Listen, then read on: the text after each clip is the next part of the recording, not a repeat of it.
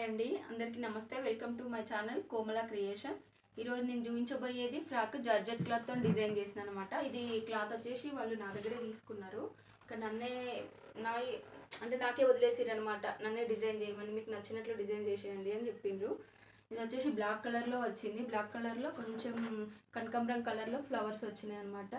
Cloth చూడడానికి కలర్ఫుల్గా ఉందన్నమాట. బ్లాక్ దాని మీద ఫ్లవర్స్ వచ్చేసరికి సింపుల్గా, అందుకే ట్రెండింగ్లో ఉన్న మోడల్ డిజైన్ చేసిన. అందుకోసమనే ఇది వచ్చేసి సింగిల్ లేయర్ ప్రిల్స్ పెట్టేసిన సింపుల్గా.